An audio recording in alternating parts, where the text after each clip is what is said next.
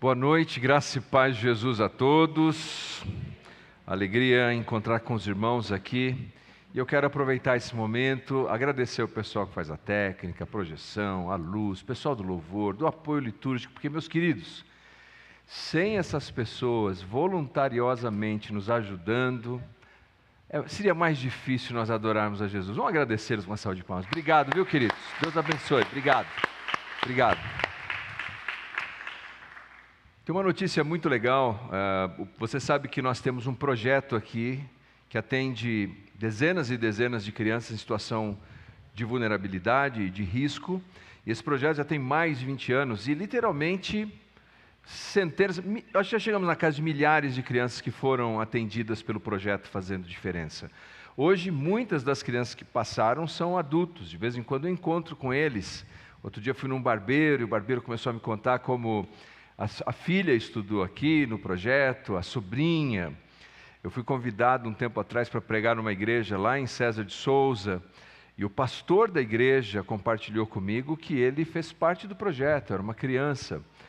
E eu tive um misto de sentimento, porque, por um lado, Charles, ele disse assim, olha, você visitou lá o projeto, e naquele dia você contou para mim como a Bíblia tinha tantos heróis.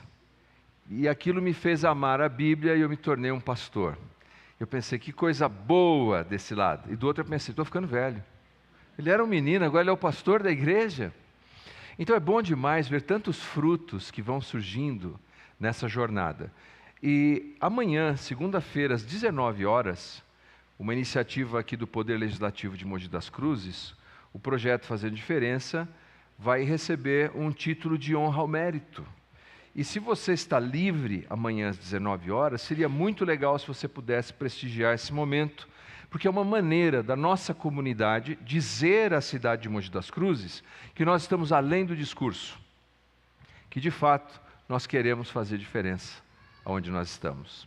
Eu sempre digo, quando tenho reunião com os nossos presbíteros, diáconos e facilitadores, interlocutores da nossa igreja, o nosso desejo não é ser a melhor igreja da cidade, é ser a melhor igreja para a cidade. É essa a nossa oração. Vamos aproveitar esse momento, vamos orar, vamos pedir ao Senhor que ilumine a nossa mente, continue falando conosco por meio da sua palavra. Pai Santo, muito obrigado por essa noite, obrigado, Senhor, pela oportunidade que nós temos de ouvir a tua palavra, de celebrarmos na tua presença, Senhor. Ontem nós tivemos uma festa tão linda, comemorando os 25 anos da nossa jornada como igreja, e não poderíamos comemorar de uma maneira melhor, com pessoas fazendo profissão pública de fé no teu Filho Jesus, descendo as águas, como nós te louvamos por isso. E Pai, nesse momento, nós abrimos nossos corações, a nossa mente, e pedimos, Senhor, continue falando conosco, transforma as nossas vidas, em nome do Salvador Jesus. Amém. O nosso tema de hoje, tratando ainda do Natal, é a palavra se fez carne. Mas vamos considerar por um momento o que são palavras. Porque nós usamos todos os dias, mas não paramos para dar a devida atenção no profundo significado do que são as palavras. E as palavras são, sim, objeto de estudo de filósofos, de teólogos, mesmo biólogos, porque afirmam que o fato de nós termos a capacidade da fala nos distingue de toda essa cadeia de existência animal, porque por meio da fala nós conseguimos gerar cooperação mútua. A fala tem, e não é num sentido místico, a fala tem um poder transformador. E não é místico o que eu estou dizendo. Considere o seguinte, quando um juiz ele dá uma sentença, a pessoa que está sentada ali diante dele, ele diz assim, culpado, ou ele diz inocente. Naquele momento, aquelas palavras mudam a realidade daquela pessoa. Ou uma outra situação que nós poderíamos imaginar, quando duas almas se encontram, dois olhares se encontram, e olhando profundamente um no olho do outro, dizem assim, eu te amo. Isso muda aquela relação, não muda? O Fábio Júnior, teologicamente, diz que é uma estrela solta pelo céu da boca quando alguém diz, te amo. É uma afirmação teológica, porque muda aquela relação. Ou quando dois jovens ou duas pessoas adultas chegam diante de um celebrante do casamento e dizem sim. Aquele sim muda completamente o status deles. Então veja que a palavra tem essa capacidade de produzir uma profunda transformação. E aqui minha pergunta para você: quais são as suas palavras? Porque veja, as palavras então, elas num certo sentido são como uma ponte. Uma ponte que traduzem aquilo que estava oculto, secreto e tornam público. Você só pode saber o que está escondido na minha cabeça se eu te disser. A palavra é essa ponte. Mas quais são as suas palavras? O que você diz para as pessoas com quem você convive? O que você fala? Agora vamos fazer mais um exercício de imaginação. Se o que você fala fosse se materializar, se o que você fala fosse se tornar um ser personificado, baseado nas suas palavras, no que você disse essa semana, ou que disse no carro, no caminho, se essas palavras fossem se tornar um ser, acompanhando você e entrando por aquelas portas, o que estaria te acompanhando? Que ser seria esse, que estaria ali ao seu lado, sentando aí com você? Será que seria um ser monstrificado? Uma coisa monstruosa, porque é o que você verbaliza continuamente? Ou seria um ser angelical? Bom, a Bíblia nos convida a refletir especialmente sobre não as palavras, mas sobre a palavra de Deus. Porque um dia, a palavra de Deus fez isso, se fez carne. A palavra de Deus se fez uma pessoa humana. E nós vimos a sua glória. Como seriam as palavras de Deus se elas se encarnassem? Abra sua Bíblia no Evangelho de João. Evangelho de João, capítulo 1, versículo 1. Nós vamos ler, eu vou ler aqui na King James atualizada, que verte o vocábulo logos no grego por palavra. Outras traduções vertem por verbo, mas é o mesmo sentido, porque verbo é uma palavra de ação. Se você encontrou, diga amém. João capítulo 1. Amém? Diz assim o texto inspirado por Deus. No princípio era a palavra. E a palavra estava com Deus. E a palavra era Deus. Versículo 14. Capítulo 1, versículo 14. E a palavra se fez carne. E habitou entre nós e vimos a sua glória. Glória como do unigênito do Pai, cheio de graça e de verdade. João escreve esse texto com essa pena inspirada por Deus por volta do ano 90 depois de Cristo. E o que ele está produzindo aqui é o que tecnicamente nós chamamos de prólogo. Agora, prólogo não é uma palavra que nós usamos no dia a dia. Prólogo é uma introdução poética sobre o que você vai ler na sequência. E embora nós não usemos essa palavra exatamente no nosso dia a dia, nós usamos uma outra. Quer ver uma coisa? Quantos aqui gostam de cinema, assistir filme de cinema? Deixa eu ver. Muito bem. Quando tem um filme, alguns não gostam, mas tudo bem, talvez gostem de novela, não sei. Veja só, quando você está esperando um filme que vai ser lançado, antes do filme sair, o que eles lançam? O quê? Um trailer, exato. Mas nos anos recentes, eles estão fazendo uma coisa nova. Antes de lançarem o trailer, eles lançam um outro curtinho que se chama teaser. Que é algo curto, que te dá uma ideia do que virá ainda no trailer e do trailer do filme, é uma antecipação. E João capítulo 1 é um teaser. É uma antecipação do que você vai encontrar no livro, os temas principais que serão desenvolvidos. Mas João faz com uma tamanha maestria essa introdução, que ele não diz quem é a palavra. Ele deixa a audiência nessa expectativa. Quem é essa palavra? Porque os judeus acreditavam que a palavra era o princípio criador.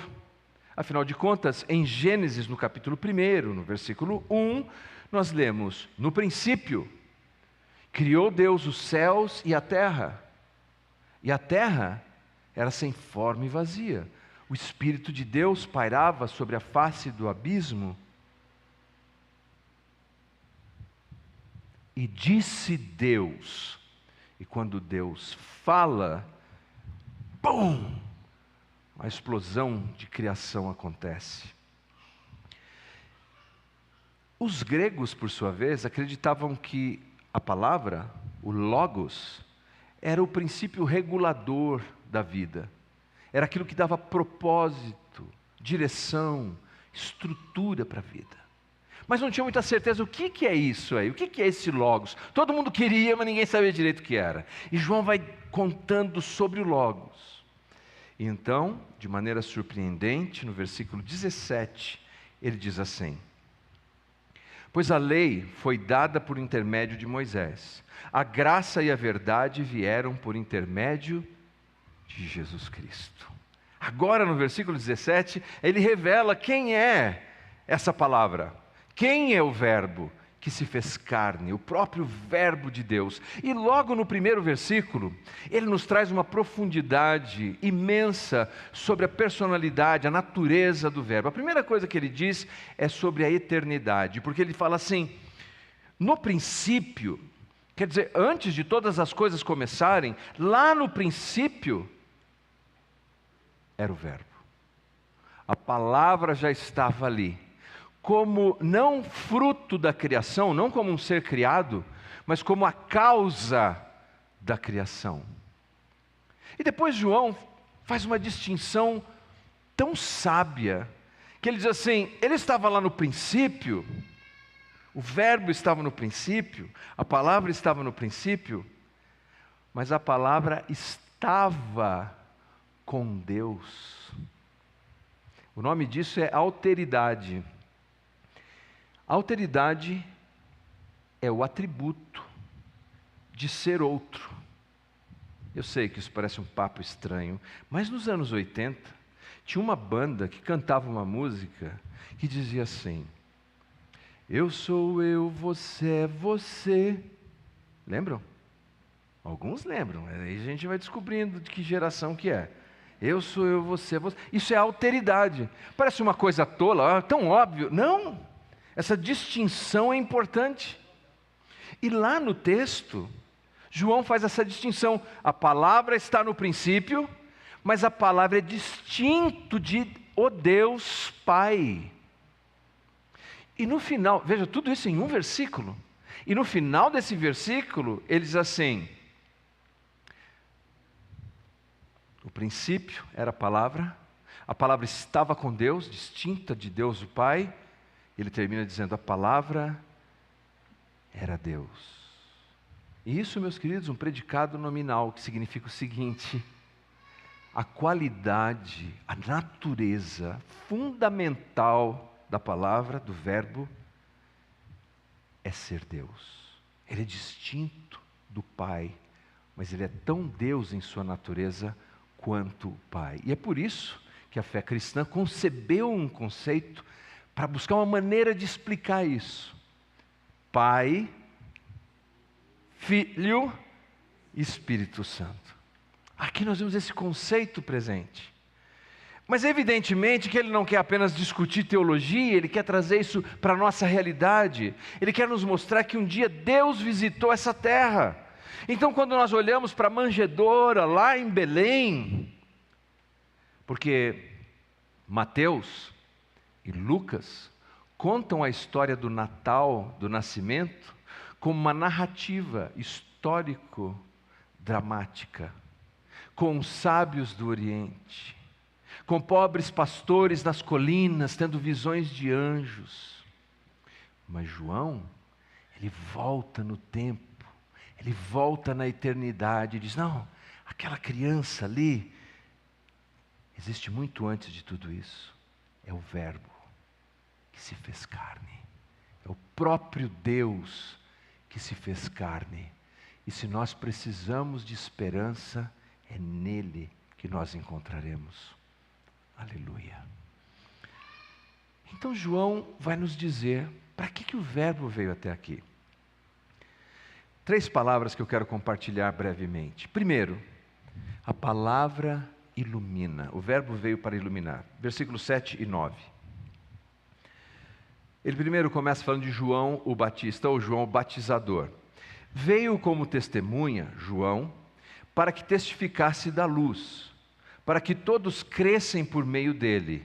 Ele não era luz, João Batista não era luz, mas veio para que testificasse da luz, a qual, vindo ao mundo, ilumina todo homem. E aqui nós temos essa primeira razão porque o Verbo se fez carne, a palavra se fez carne, e porque nós comemoramos o Natal. Porque a palavra ilumina. Você pode repetir essa palavra?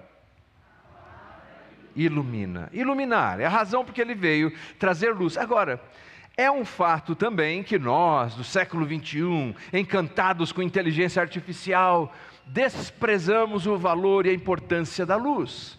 Porque nós vivemos num ambiente em que já temos o advento da luz elétrica. Não apreciamos muito isso. Mas no primeiro século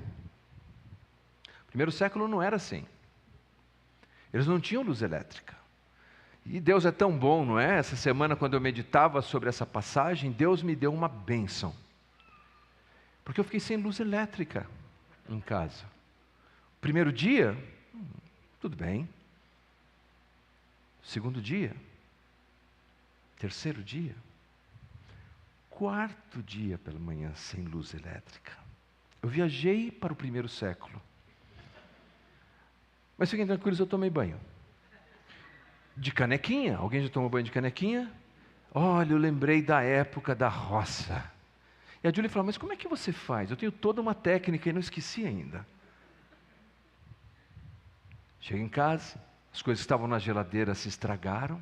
Porque você fala, não, acho que amanhã, não é assim? Acho que perdemos. Aí, lá estamos nós, no escuro, banho de canequinha, e a geladeira vazia, igual a do Pica-Pau, você abre e está lá com a foice dentro, não tem nada. Meu filho Léo foi dormir fora. Aí o Léo me contou que no sábado pela manhã, quando ele estava voltando para casa, ele foi dizendo assim, Senhor, que tenha pão e manteiga e leite nessa casa. Escassez nos faz pensar no valor e na importância da luz. Aí depois do batismo, eu estava todo molhado ali, ainda conversando com os irmãos, mas molhado. Até gravei um vídeo para o irmão que pediu. Minha filha disse que eu estou parecendo um Roblox, que eu estou com a mão assim, mas é que estava gelado. Eu nem sei direito o que é Roblox, mas deve ser uma coisa engraçada. Aí chego em casa para trocar de roupa. Quando eu chego em casa, gente, a luz voltou. Eu entro no meu banheiro. A gente sempre reclama lá, porque como a gente mora aqui na área rural, água da caixa, o chuveiro não é muito pressurizado. Aquelas gotinhas, quando eu abri aquelas gotinhas caindo, quente sobre o meu corpo. Aleluia, Senhor. Obrigado pela luz. João diz que Jesus veio como uma luz. E nós não apreciamos tanto. Mas lá no primeiro século, em que as ruas de Roma eram um perigo, que as vielas de Éfeso, hoje seria na Turquia, eram terríveis, com ladrões, meliantes. E inclusive nós sabemos da literatura romana, por exemplo, Juvenal, que era um escritor satírico, ele dizia que andar pelas ruas de Roma era tão perigoso, não só por causa dos assaltantes, dos bêbados e dos meliantes, mas porque alguém poderia jogar dejetos sobre a sua cabeça. Exato, você está andando no meio da noite, alguém abre a janela e o pinicão vem. Já imaginou isso? Sabe de uma coisa? Nós ainda vivemos numa sociedade de trevas, mas não nos damos conta. E os dejetos continuam sendo jogados. Só que são dejetos espirituais, que enchem a nossa cabeça, que poluem o nosso coração, que nos faz pensar que nós não precisamos de Deus. Nós apanhamos a nossa tocha, porque naqueles dias, imagine você, se você apanhasse uma tocha, que pobres inclusive conseguiam ter uma tocha para sair à noite, mas não saíam. Porque se você saísse à noite iluminando o seu caminho sozinho, numa rua perigosa, cheia de ladrões e meliantes, o que você estava dizendo? Eu estou aqui. Seria o equivalente de você ir lá no centro de São Paulo, pegar o seu iPhone 17 último modelo e na Praça da República fazer uma ligação. Então as pessoas quase não saíam. Mas nós apanhamos algumas tochas e tentamos viver a nossa vida. Religiosidade. Achando que o nosso negócio é religião. Não é religião, é relacionamento com Deus. Achando que apenas é sucesso financeiro, ou dinheiro, ou estabilidade, ou status social. Isso são tochas, que ao invés de resolver a nossa vida, atraem ainda mais o risco sobre a nossa vida. O que eu e você precisamos? Nós precisamos de Jesus. Nós precisamos dessa luz do mundo. Jesus diz no Evangelho de João, no capítulo 8, eu sou a luz do mundo, quem me segue não andará em trevas, mas na luz da vida. Se nós queremos viver essa nossa vida com algum sentido, com algum contentamento verdadeiro, essa nossa breve jornada, nós precisamos nos lembrar daquela encarnação que se deu em Belém. Que aquele menino tem a resposta, é a luz do mundo. Quando você entrar no shopping, ver toda a decoração, iluminação e lâmpadas coloridas, lembrem-se disso, eu sou chamado para seguir a luz do mundo. Bom, segundo, nós vemos que a luz não apenas ilumina o caminho, mas ilumina e transforma o caminhante. Porque na sequência nós lemos que a palavra transforma. Qual foi a primeira que nós definimos aqui?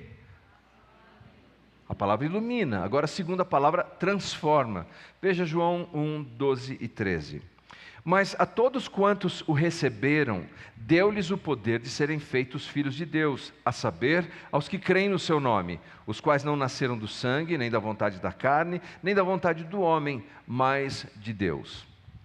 É curioso que João tenha utilizado um verbo aqui, receber, a todos quantos o receberam. E no contexto ele fala porque ele veio para os seus e os seus não o receberam. Quer dizer que a oferta de Deus tão generosa vem ao nosso encontro e nós recebemos o Filho de Deus pela fé. Então quando nós celebramos Natal, nós estamos dizendo assim, Senhor, eu quero te receber. Eu quero Jesus na minha vida, eu quero Jesus no meu coração, quero Jesus na minha casa, no meu trabalho, nos meus negócios. Eu quero Jesus. E é interessante que a bênção que vem com isso é que é um ato soberano de Deus. Que se alguém deposita a sua fé recebendo Cristo, não é a força do sangue, ou da carne, ou da vontade do homem, e ao mesmo tempo ninguém pode impedir que aqueles que assim fazem são transformados em filhos de Deus. Na língua grega, tem duas palavras para filho. Uma é huios e a outra é teknon. Huios é uma relação legal com um filho. Por exemplo, você tem um filho, tem a certidão de nascimento, seu filho tem um vínculo legal. Muitos pais têm filhos, têm vínculo legal com os filhos, mas não têm nenhum vínculo afetivo. Porque em algum momento da vida eles foram se separando ali, mas continuam sendo filhos, não é isso? Tem um vínculo legal, mas já não tem um vínculo afetivo. Mas João usa uma outra palavra para dizer o que Jesus nos transforma em filhos. Ele usa teknon, que é um filho que tem um vínculo afetivo. Lembra da história do filho pródigo? Que vem de longe, assim, e o pai vendo o filho. Ele não usou huios. Apesar de ser o filho problema, ele não usou assim, eu tenho apenas um vínculo legal com ele. Ele é meu filho por razões legais. Não, não. Ele usou teknon. É um filho com quem eu tenho um vínculo afetivo, emocional. Meu coração está voltado para ele. E o texto diz que quando nós recebemos o Filho de Deus pela fé, ele nos dá o poder, o direito de sermos transformados em filhos em que Deus abraça, afetuosamente. Isso é maravilhoso. Como o presbítero Paulo Ricardo estava dizendo, um Deus tão grande que diz: eu te recebo afetuosamente como meu filho.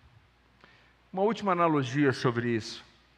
Recentemente, um colega, ele me disse que ele estava na casa dele e de repente bate na porta e chega um assistente social com um tio que ele não conhecia. O tio era um mendigo, morador de rua, mas era o tio dele. E agora fazer o que com esse homem? Ele disse: a única coisa, ele cristão, a única coisa que eu posso fazer é recebê-lo, é acolhê-lo. E aí, esse homem agora entra num processo de transformação, nova roupa, banho, tratamento de saúde, odontológico, psicológico, psiquiátrico, ele agora vai entrando nesse processo de transformação. Mas veja o paralelo. Eu era esse mendigo, eu era esse andarilho, longe de Deus, distante de Deus, fétido. E um dia, pela graça de Jesus, eu chego na casa dele. E ele olha para mim e fala: você é meu filho amado. Mas note, eu não mudei de roupa primeiro, eu não mudei a minha vida primeiro, mas porque eu mudei a minha identidade, ele começa a transformar quem eu sou. Esse é o processo. A gente não faz tudo para ser aceito. A gente faz o que faz para mudar porque fomos aceitos em Cristo Jesus. Você é objeto do amor de Deus. Mas porque você é objeto do amor de Deus, você deve buscar aprender a viver essa nova vida. Chega da vida de mendigo desse mundo. Viva agora como um filho, uma filha amada de Deus. E terceiro e último, talvez o ponto mais profundo do texto, é João 1,14. A palavra revela. Qual é a primeira? Como é que é? A palavra ilumina. A palavra? E a palavra? Muito bem, a palavra revela. João 1,14. E a palavra se fez carne, habitou entre nós, e vimos a sua glória, glória como do unigênito do Pai, cheio de graça e verdade. Versículo 18. Ninguém jamais viu a Deus.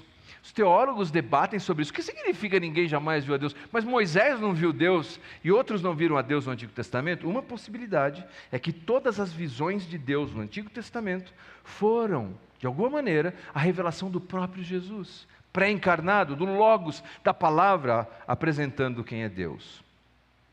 O Deus unigênito que está no seio do Pai é quem o revelou. A palavra revelou aqui fala interpretou, é a mesma palavra para exegese. Ele é a interpretação de Deus.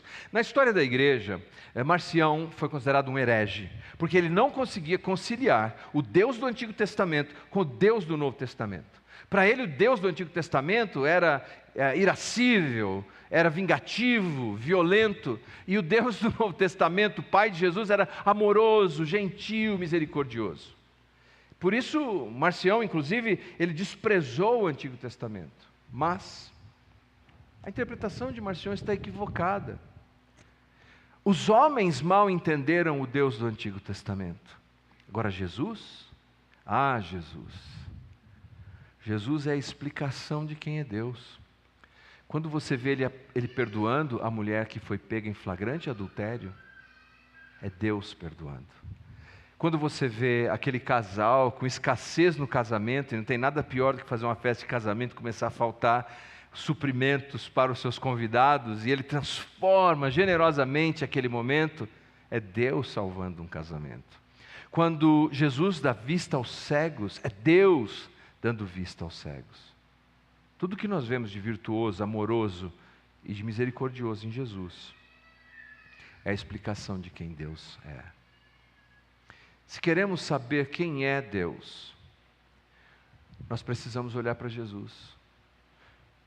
Outro dia alguém disse: eu acreditaria em Deus se Ele viesse até aqui e mostrasse. Eu disse: Ele já veio. Ele não tem que vir toda hora só porque você quer. Ele já veio. Jesus. Há uma canção de Chris Tomlin, e eu coloquei uma tradução livre, é uma canção do Natal, eu vou encerrando. Ele descreve a vinda de Jesus assim: você poderia ter vindo como uma poderosa tempestade, com toda a força de um furacão. Você poderia ter vindo como uma floresta em chamas, com o poder do céu e suas labaredas, mas veio como um floco de neve no inverno, suave, silencioso e sereno. Não é interessante que o Deus Todo-Poderoso poderia ter vindo de uma maneira tão espetacular, mas Ele decidiu vir como um bebê. Mas lá, naquela manjedoura, Deus está presente. E algumas pessoas na história do Natal tiveram a ousadia de acreditar e receber Jesus antes dele fazer qualquer milagre, antes dele fazer qualquer sinal. Eu acho surpreendente que alguém consiga olhar Deus se revelando, porque Jesus explica quem é Deus, e Ele mostra Deus associado a situações difíceis. A uma criança numa manjedoura. A manjedoura é um coxo onde o animal come, e Deus se associa àquilo. É Deus mostrando que nas coisas simples, nos desafios da vida, Ele não nos abandonou, Ele está presente. E que cabe nos olhar e receber e dizer: eu creio. Hoje o marketing eclesiástico é o seguinte: venha para Jesus, Ele vai te dar um carro, uma casa, saúde, dinheiro. Jesus virou o bingão do Faustão? O Jesus que se revela ali é o Jesus que nos encontra lá na nossa situação difícil, na nossa dor, no momento que nenhum milagre aconteceu ainda. Ana, uma senhora, viu Jesus assim e creu. Simeão viu Jesus e disse: os meus olhos viram a salvação. E todos que encontram Jesus e recebem Jesus não são mais os mesmos. O Natal é uma oportunidade de refletirmos, de colocarmos a nossa fé nele. Ele é suficiente para nos guardar nessa jornada temporal e nos guardar por toda a eternidade. Nós vamos cantar uma canção com a equipe de louvor. Desculpe, dizem que a equipe de louvor é coisa antiga. Com a banda de louvor. E em seguida nós vamos orar. Mas eu queria muito te encorajar, enquanto você cantar essa canção, a refletir. Eu já coloquei a minha fé nessa palavra encarnada de Deus, que independente de sinais prodigiosos, está com aqueles que creem, para iluminar o caminho, para transformar e para revelar quem é o Pai Celestial.